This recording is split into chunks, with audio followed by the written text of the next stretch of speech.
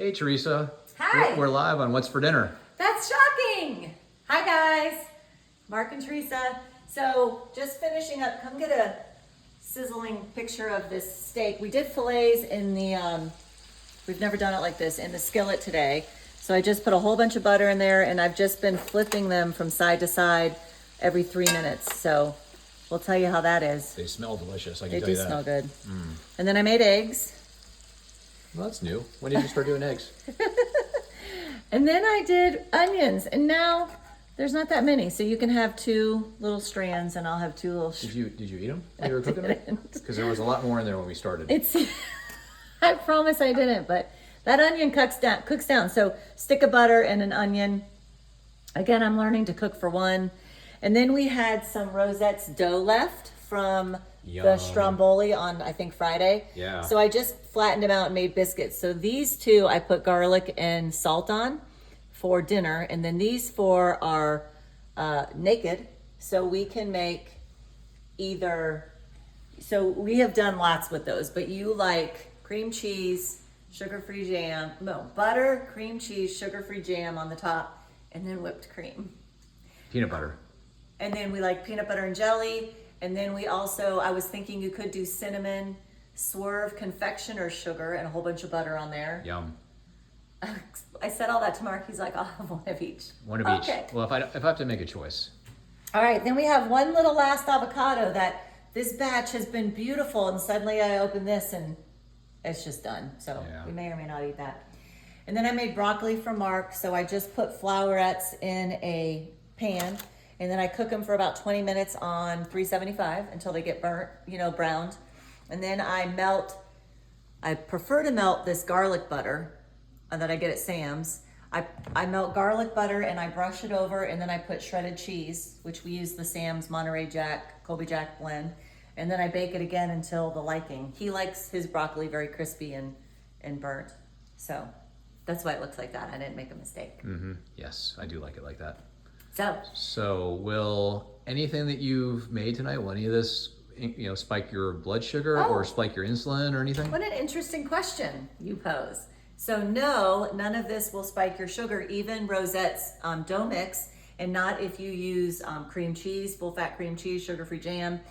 Remember that you are gonna store all this butter and cream cheese and fat if you pair this food with carbohydrates. That would be rice, even brown rice. That would be a potato, even the sweet potatoes that everyone acts like, oh, I can have brown rice, or oh, I can have sweet potatoes.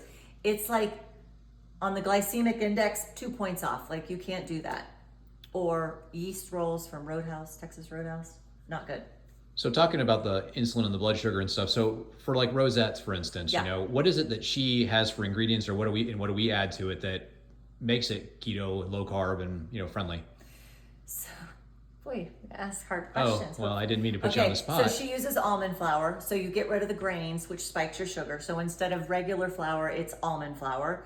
So when you're making keto desserts, they're either using almond flour or coconut flour. And then she uses, you put me on the spot because I don't know what sweetener she uses, if it's erythritol or monk fruit or whatnot. Yeah, either Yeah. way. And then what do we add to it for ingredients to actually make the dough? Oh, to make the dough. Yeah. You add shredded mozzarella, like 4 cups, and 2 eggs, and you mush it together, and then you add the dough mix and you mush it all together, and that's what it looks like. Spread it on a pan or Yep. whatever form you want. It's Yep. pretty easy to do, isn't it? So easy. And how long do you have to cook it for? So those just took like 10 minutes, but when I did the calzone, there was so much dough and it was stuffed that I had to cook that a little bit longer. But yeah, otherwise it's just a very few minutes.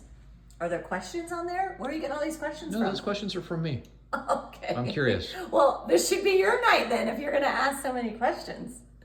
Okay, what else? What are you guys having? Listen, I want you to know something. I get feedback every day in the office, and your guys' listing what you guys are having for dinner is also helping people. So I love reading it. Sometimes you make me drool because it looks so good, but keep posting because you're helping other people. For sure. And we're all just walking each other home, and real life is hard. And so if we can do anything to help each other, that's what we should be doing. For sure. So did you eat today? I did not eat today. I fasted all day, so I am like literally ready to eat my face right now. Okay, I did not eat either, but I am not starving, but I'm ready to eat.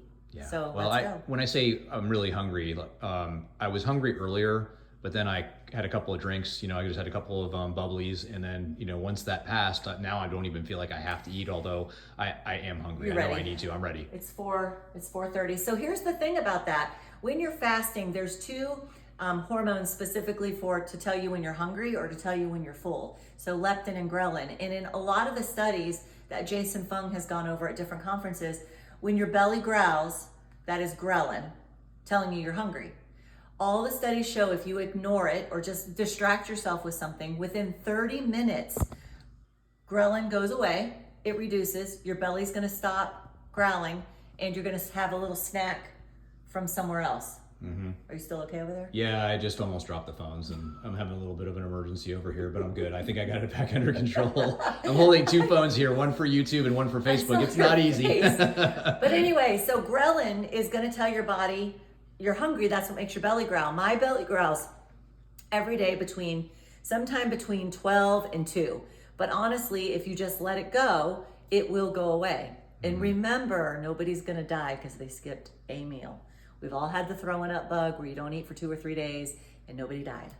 Yeah, and I was actually just reading yesterday about GLP-1, and so protein we've talked about before is like the most satiating of all the macronutrients. So the more protein you eat, the less hungry, and that's the GLP-1 receptor in your stomach, I guess, doing that. And of course, your stomach also has stretch receptors. So when you start putting food in there, it stretches out and senses that YY or peptide YY. Yeah, that's peptide another one. YY. I don't remember the mechanisms of that one. Man, I haven't said this in a long time. But anyway, when you eat Pop-Tarts or cake, there's no nutrients in there to signal all those hormones to your brain. That's why we could eat a whole cake. I can eat a whole cake in 2 days. Easy.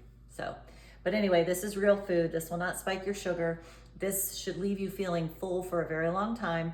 So tell us what you're having, because we're all a tribe and we're just trying to help each other out. Yep. Okay. Thanks for stopping by, guys. See you guys. Love you. Bye. See you next time.